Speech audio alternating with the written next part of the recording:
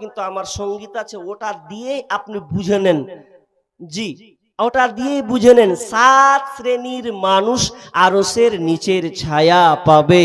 আরশের নিচে জায়গা যদি পেতে চাও, 7 শ্রেণীর মধ্যে তুমি গণ্য হও।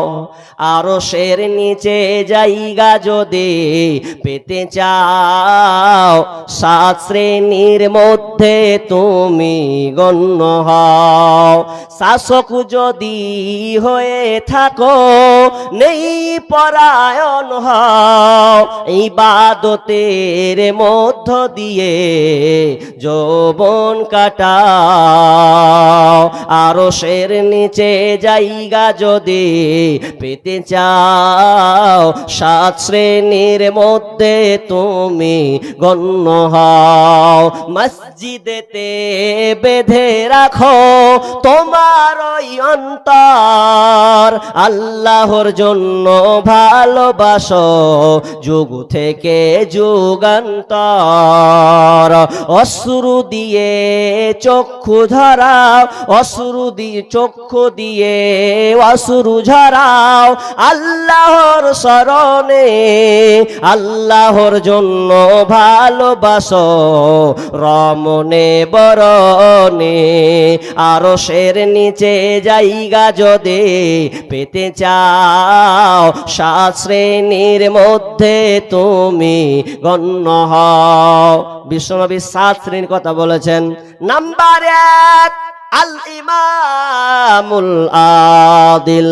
1 নাম্বার, নেই পরায়ণ নেতা, নেই শাসক, ইনসাফ কায়েম করনে ওয়ালা শাসক, যে কিনা ইনসাফের সঙ্গে আমানতদার সাথে ইনসাফের সাথে নেতার তার দায়িত্ব পালন করবে, সে আরশের নিচে ছায়া পাবে।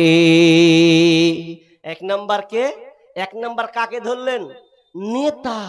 যে নেতা হবে সে আরশের নিচে ছায়া পাবে। যে নেতাটা নেই পরায়ণ নেতা হবে। নেই পরায়ণ নেতা, মানুষ খালি প্রধানের পদ পেয়েছে তো খালি হুবিয়েছে, পেয়েছি যে প্রধান হচ্ছে বলছে হুবিয়ে 5 বছর চলবো বে। 5 বছর তুমি 5 বছর চলবে, তুমি ফুটে আছো, তুমি ফুটে আছো। কিভাবে ফুটে আছো আমি সব জায়গায় উদাহরণ দিই। উদাহরণটা কি উদাহরণ জানেন? হেলিকপ্টার আর একটা সাইকেল। এদিকে এদিকে দেখেন, একটা হেলিকপ্টার একটা সাইকেল। আচ্ছা বলুন কোনটা বেশি খাতরাতে আছে? হেলিকপ্টার। হেলিকপ্টার খাতরাতে আছে। কেমন? যে কোটিপতি, যাকে আল্লাহ অঢেল সম্পদ দিয়েছে, ও হেলিকপ্টার নিতেই পারে, মালিক হতেই পারে। যে হেলিকপ্টার ও বসে আছে, ও ভাবছে আমি কত বড়, দেখছিস আমি জমিনে লয় আসমানে ভাসছি, খুব উঠছি, আমি খুব উঠছি, আমি আমার মতন কে আছি তে হে। কিন্তু ও জানে না কত রিস্ক।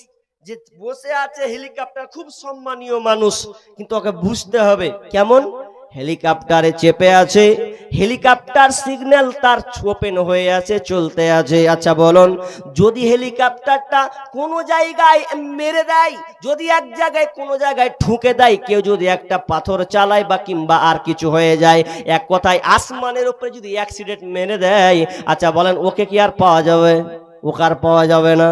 কিন্তু অপোজিটে যান, যেই ছেলেটা একটা রাখাল ছেলে, গরিবের ছেলে, সাইকেল চালায়, তো সাইকেল চালাতে গিয়ে যদি কোনো জায়গায় ধাক্কা মেরে দেয়, যেমন ধরেন দেওয়ালে মারলো কিংবা আর কোনো জায়গাতে মারলো কিংবা আপনার কিনা লাড়াতে, এক কথায় লাড়াতে মেরে দিল, এখন মারার সময় পোয়ালে মেরে দিয়েছে। আচ্ছা বলেন ওকে পাওয়া যাবে কি পাওয়া যাবে না? পাওয়া যাবে। ওকে নিয়ে গিয়ে আবার ওকে ঠিক ফিরিয়ে পাওয়া যাবে। তেমনি ভাবে আমি কেন উদাহরণটা দিলাম? উদাহরণটা এই জন্য আমি দিলাম, তুমি পদ পেয়েছো, নেতা তোমাকে ভালো নেতা হতে হবে। তুমি মেম্বার হয়েছো, প্রধান হয়েছো, এটা তোমাকে ভালো হতে হবে। তুমি সমাজে বিচার ফাইসালা করছো, এ নিয়ে তুমি আত্মহারা হয়ে যেও না। বিচার ফাইসালা তুমি ভালোভাবে করবে, নাচের হেলিকপ্টারের মতন বিচারের ময়দানে তোমাকে ফুটতে হবে। আসসালামু আলাইকুম। আমরা বক্তারাকে যে ডেকেছি, ওনারা আমাদের গেস্ট, মানে আমাদের ভাষায় কুটুম আর কি, মেহমান। মেহমানদের যেটা যেটা প্রয়োজন আমরা মেটাতে না পারলে যথেষ্ট প্রমাণ যথেষ্ট ইয়েতে আর কি মেহমানের সম্মান করা হবে না। অতএব আপনাদেরকে বলছি, আমাদের মেহমানদের প্রয়োজন দর্শকের। আলহামদুলিল্লাহ দর্শক যা এসছেন এসছেন, মহিলারা পিছনে দাঁড়িয়ে আছেন অনেকেই, সামনের যারা মা বোনেরা আছেন আপনারা আর একটু সামনে চলে আসবেন, আর না হলে পিছনের গুলো সামনে এসে বসবেন, দিয়ে আমাদের সভাটাকে সাফল্য করার চেষ্টা করবেন। একটু বক্তাদের সম্মান যোগানোর জন্য আমরা যেন সঠিকভাবে সবাই বসে হাদিস কোরআনের কথা শুনি, এটা আপনাদের কাছে অনুরোধ। কেউ দাঁড়িয়ে থাকবেন না, সামনে দিকে বসবেন। জি, কি বলছিলাম ভাই? এক নাম্বার, আরশের নিচে ছায়া পাবে কে? তো নেই পরায়ণ নেতা, যে সঠিকভাবে বিচার ফাইসালা করবে। আচ্ছা বলুন, আজকে বর্তমানে সঠিক বিচার ফাইসালা হচ্ছে? জি, যারা পদে আছে, যারা দায়িত্বে নিয়েছে, আচ্ছা বলুন তারা ন্যায়ের সঙ্গে বিচার ফাইসালা করে? জি না। নবীজি আফসোস করে গেছেন, আফসোস করেছেন এই জামানার ব্যাপারে, যে ন্যায় পরায়ণ তো দূরের কথা, যেই নেতাগুলো বর্তমানে এখন আমাদের আছে হাদিসের সঙ্গে হুবাহুব মিল আছে। বিষ্ণু বলেছেন ওয়াসাদাল কাবিলাতা ফাসিকুহুম ওয়া কানা যাইমুল কওমি আরদালাহুম ওয়া উকরিমার রাজুলু মাখাফাতা শাররি। এক কথায় আমি আপনাকে গুটিয়ে দিয়েছি এটাই, যে যারা বর্তমানে যারা নেতা হবে, বিশ্বনবী এই কিয়ামতের আলামতের ব্যাপারে নেতাদেরকে টেনে ধরে এনেছেন। কারণ নেতারা কেমন হবে? নিচু পর্যায়ের ফাসিক লোক, লম্পট লোক, সুদারু, বাটপার, বেঈমান, এই ধরনের লোকেরা দেশের দায়িত্ব নেবে, সমাজের দায়িত্ব তারা চালাবে। আর ওরা যখন পদ পাবে, বিশ্বনবী আফসোস করে গেছেন দুই শ্রেণী লোকের মধ্যে। ওই দুই শ্রেণী আল্লাহ রাসূল দেখেননি, তার মধ্যে একটা হলো নিজের গরু নিজের মতন চাবুক থাকবে, নিজের নেই চাবুক থাকবে, আর ওই দিয়ে মানুষকে প্রহার করবে, মারবে। আজকে বিচার ফাইসালা গুলো অবাক লাগে, যার কোনো দোষ নাই তাকে দোষী বানিয়ে তার উপরে ফাইন মারা হয়, দোষী বানিয়ে তাকে জেলে ভরা হয়, বিভিন্ন জায়গায় তাকে অপমান করা হয়। অথচ বিশ্বনবী যখন তিনি মক্কা বিজয় করলেন, মক্কা যখন তার হাতে চলে আসলো, এমন সময় ইসলাম প্রচার যখন শুরু হয়ে গেল, ইতিমধ্যে কিছুদিন মধ্যে এমন একটা ঘটনা ঘটে গেল, যেই ঘটনা আপনার কি নাম একটা ঘটনাকে, যে কুরাইশ বংশের একজন নারী একজন মেয়ে চুরি করেছে, আর চুরি করে তার শাস্তি হবে। তারা জানতেন যদি কেউ চুরি করে আর চুরি করার পর যদি ধরা পড়ে, তার হাতটাকে কেটে ফেলতে হবে। এখন তো অবস্থা খারাপ, এত বড় উচ্চ বংশীয় কুরাইশ বংশ, এত মর্যাদার একটা বংশ, আমাদের চুলকানি লেগে গেছে, এখন কি করা যায়? মান সম্মানের তো ব্যাপার আছে। এই জন্য তিনি কি করলেন? কেউ বলার সাহস পাচ্ছে না, নবীর কাছে কে যাবে, কে বলবে, আর যে বিচারটাকে একটু অন্যদিকে ঘুরিয়ে দেওয়া যায় কিনা, কাউকে না পেয়ে তারা একটা কাজ করলো কি, একজন ছোট অল্প বয়সের ছেলে, কাকে? তো উসামা বিন জায়েদকে তারা চয়েস করলো। কারণ উসামা বিন জায়েদকে আল্লাহ রাসূল কতটা ভালোবাসতেন, খুবই ভালোবাসতেন। উসামা বিন জায়েদকে বললেন, উসামা তুমি যাও, বিশ্বনবীকে তুমি এটা বলো, তোমার দ্বারা এটা সম্ভব হবে। তো শেষমেশ উসামা বিন জায়েদ তিনি আল্লাহ রাসূলের কাছে গেলেন, যাওয়ার পর বলছেন, ইয়া রাসূলুল্লাহ আমি এসেছি ফাতেমার ব্যাপারে। কারণ ওই বংশের নাম, ওই যে মেয়েটা চুরি করেছিল ওর নাম হলো ফাতেমা, তো ফাতেমার ব্যাপারে এসেছে। কি হলো? বলছে একটু বিচারটা কি অন্যদিকে ঘোরানো যায় না? যখনই এই কথা বলেছেন, বিশ্বনবীর চোখ লাল বর্ণের হয়ে গেছে। আর যখনই হয়ে যাওয়া, তখন সঙ্গে সঙ্গে রাগান্বিত হয়ে গেলেন। তিনি বুঝতে পারলেন খুব খারাপ অবস্থা। এমন সময় লোককে জমায়েত করলেন, দাঁড়িয়ে গেলেন, দাঁড়িয়ে গিয়ে তিনি ভাষণ দিলেন, কিছু কথা বললেন। বলতে বলতে তিনি বললেন, ও আমার এলাকাবাসী তোমরা শোনো, তোমরা আমাকে দিয়েছো উসামা বিন সাইদের মাধ্যমে শেখার একটা সুবিচার, কিন্তু না কোরআনের বিপক্ষে তো যাওয়া যায় না, তোমরা এটা করতে, এটা কখনোই সম্ভব হতে পারে না। বরং কোরআন বলেছে তার হাতকে কেটে নিতে হবে, অতএব হাত কাটতে হবে। শোনো, তোমরা বলেছো ফাতেমার কথা, আরে ওই ফাতেমা যদি আমার নিজের মেয়ে হতো, আমার কলিজার টুকরা কন্যা নিজের ফাতেমাও যদি হতো, তাহলে আমি কি করতাম? লাউকানা বিনতে ফাতেমা, আমার মেয়ে যদি হতো নিজের মেয়ে, তবু আমি আমার মেয়ের হাতকে আমি কেটে দিতাম। এরই নাম হলো সুবিচার। শোনা যাবে না? আমার নিজের, আমার বংশের এটা দেখার দরকার নাই, কারণ আল্লাহ সুবহানাহু ওয়া তাআলা বলছেন ওয়াইদা হাকামতুম বাইনান নাসি আন তাহকুমু বিল আদল, যখন তোমরা বিচার ফায়সালা করবে, ন্যায়ের সঙ্গে বিচার ফায়সালা করবে। নিজের বলে বাঁচিয়ে নিব, এটা চলবে না। জি, তাহলে ন্যায় পরায়ণ নেতা হতে হবে। সময় নাই তো, আর 10 মিনিট লিব, কিছুক্ষণ কালেকশন করব, ঘড়ি দেখছি আর চালাচ্ছি। তো একটা হলো, দ্বিতীয় নম্বর কি? ওয়াশাবুন নাশাআ ফি ইবাদাতি রাব্বি, যেই যুবক তার যৌবন বয়সে আল্লাহ রাস্তায় অতিবাহিত করেছে, আল্লাহ রাস্তায় কাটিয়েছে, ওই যুবকটা আরশের নিচে ছায়া পাবে। ওয়াশাবুন নাশাআ ফি ইবাদাতি রাব্বি, ওই যুবকটা আরশের নিচে ছায়া পাবে, যেই যুবকটা যার যৌবনটা আল্লাহ রাস্তায় কেটেছে। জি, এবার যদি আমি আপনাদেরকে প্রশ্ন করি যে আরশের নিচে ছায়া, আজকে বর্তমান ইয়ং জেনারেশন যারা যুবক আছে, ওরা আরশের ছায়া পাবে? জি, কারণ আজকের ইয়ং জেনারেশন যুবক যারা, যুবতী যারা, তারা মনে হয় আল্লাহর ইবাদতে পার করছে। জি, অবস্থা খুব কঠিন। বর্তমান প্রেক্ষাপট, আজকে যুবক রসাতলে চলে গেছে। ইসলাম, দিন ইসলামকে বাদ দিয়ে তারা দুনিয়ার নীতি অর্থাৎ দুনিয়াবি কার্যকলাপ অর্থাৎ বেদুইনের অবিশ্বাসীদের কালচার নীতি তারা মেনে চলছে, সংস্কৃতিকে তারা গ্রহণ করেছে। আল্লাহর ইবাদত কোথায়? জি, দেখেন আজকে বর্তমানে যুবকের অবস্থা, বর্তমান যুবকের মাথার চুল দেখেন, বর্তমান যুবকের তার শরীরের ফিগারের বাহার দেখেন, চুলের স্টাইল দেখেন। বর্তমান যুবক মোবাইল হাতে, একদম দামি দামি মোবাইল ব্যবহার করছে, একটা দুইটা করে মোবাইল। মোবাইল বাধা নয়, আমি বলছি না বাধা নয়, কিন্তু আজকে যুবকরা রসাতলে চলে গেছে। দেখেন আজকের বর্তমানে যুবক যুবতী মোবাইলের মাধ্যমে যতগুলো মোবাইল আমরা ব্যবহার করছি, আমার যুবক ভাইয়েরা, এই সবচাইতে মারাত্মক যদি গুনার কাজ থাকে তো এই মোবাইলের মাধ্যমে। মোবাইলের মাধ্যমে আজকের ইয়ং জেনারেশন ধ্বংস হয়েছে। কি করে? রাত 12টা 1টা পর্যন্ত জেগে আছে। আজকে একটা এমন একটা কালচার হয়ে গেছে, ফ্যাশন হয়েছে, নিয়ম নীতি হয়েছে, যাকে গার্লফ্রেন্ড বয়ফ্রেন্ড এখন সংক্ষিপ্ত নাম দিয়েছে জিএফ আর বিএফ।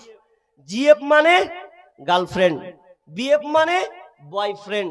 আজকে এটা সামান্য হয়ে গেছে, বাপ মার মাথা ব্যথা নাই। যুবক বলো, তোমার এই হালাতে তুমি কি করে তোমার এই যৌবন সময়টাকে যে নষ্ট করছো, তোমার কি মনে হয় যে আমি আরশের নিচে ছায়া পাবো, নেব? কি অবস্থা আজকে মোবাইলে, আজকে যুবকরা শেষ হয়ে গেছে। অথচ যুবকের দাম কত? আল্লাহ রাসূল বলছেন ইকতানিম খামসান ক্বাবলা খামসিন, 5টা জিনিস আসার আগে তোমরা 5টা জিনিসের মূল্যায়ন করো। নাম্বার 1, সাবাবাকা ক্বাবলা হারামিক, তুমি তোমার যৌবন পেয়েছো, এই যৌবনকে তুমি কাজে লাগাও বার্ধক্য আসার আগে। তুমি যৌবনের মূল্যায়ন করো, যৌবনকে তুমি নিয়ামত মনে করো, গনিমত মনে করো। যৌবন তুমি পেয়েছো, এই যৌবন একবারই পাবে, দ্বিতীয় চান্স পাবে না।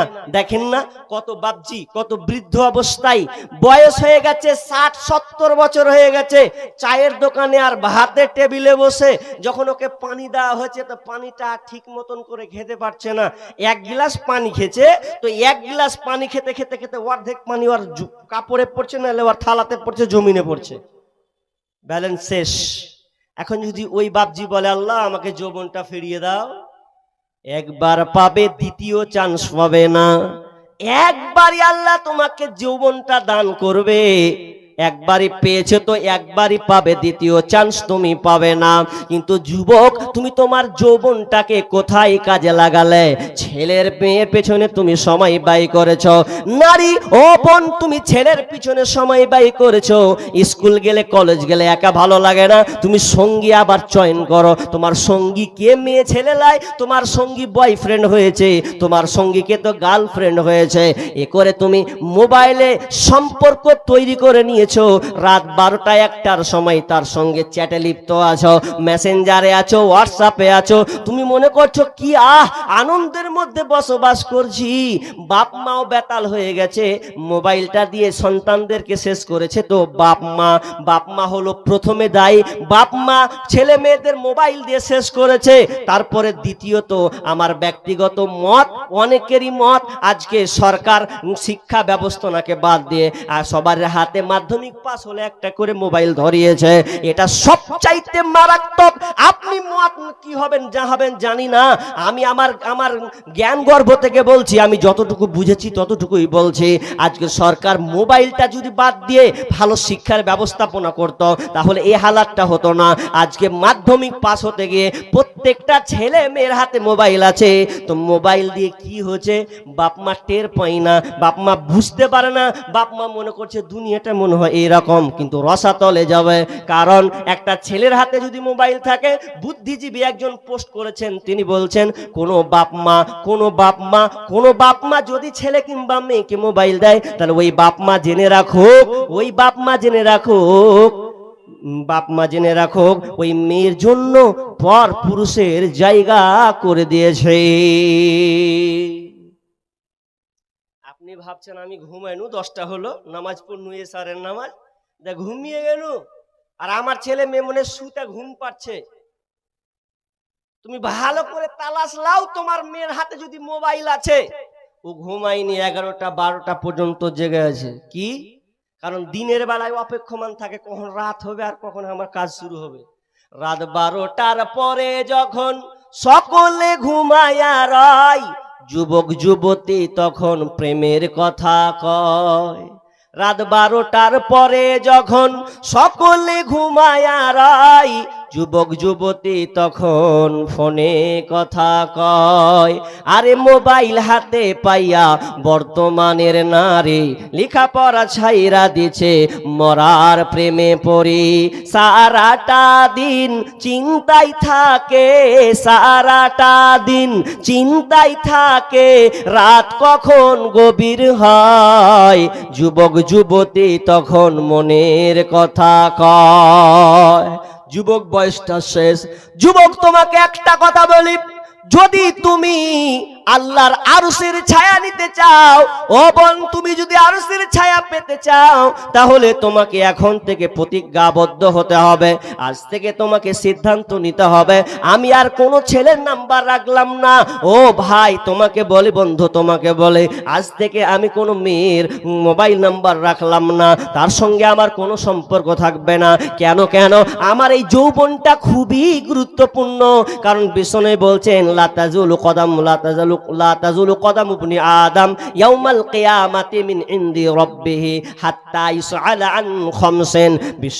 বিষ্ণু বলছেন, আল্লাহ সুবহানাহু ওয়া তাআলা বিচারের ময়দানে কোন আদম সন্তানের পা এক বিন্দু নড়াচড়া করতে পারবেন না, যতক্ষণ না তারা এই 5টার প্রশ্নের সম্মুখীন না হবে।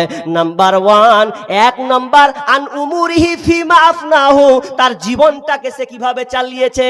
50 বছর জিন্দেগি পেয়েছে, 60 বছর পেয়েছে, হিসাব দাও। তারপরে কোনো কথা 1 নাম্বার প্রশ্ন করা হবে, আন উমুরিহি ফিমা আফনাহু। নাম্বার 2, ওয়ান সাবাবিহি ফিমা আবলাহু, তুমি তোমার যৌবনটাকে কেমন করে পার করেছো, কোথায় কাটিয়েছো, কিভাবে কাটিয়েছো, আজকে হিসাবটা তুমি বুঝিয়ে দাও। হিসাব যতক্ষণ না বুঝাবে রে, ততক্ষণ পর্যন্ত তোমার কদম, তোমার পা নড়াচড়া করার কোনো সুযোগ থাকবে না। দাও হিসাব। যৌবন পেয়েছো, যৌবন বয়সে খুব মাস্তানি দেখিয়ে দিয়েছো, আরে কে আসবি আয়। এই যৌবন ওই কাজের লেগে লাই, অহংকার, তাকাব্বুর, পয়সা আর আপনার স্টাইলের বহর আর মেয়েদের পিছনে তোমার আড্ডাবাজি, এই জিনিসটা তোমাকে বুঝিয়ে দিতে হবে কেমন করে তুমি পার করেছো। বোন, সচেতন হও ভাই, সচেতন হও, বেঁচে থাকার চেষ্টা করো, মোবাইলকে ব্যবহার করো কিন্তু মোবাইলকে কন্ট্রোল করো। কেন?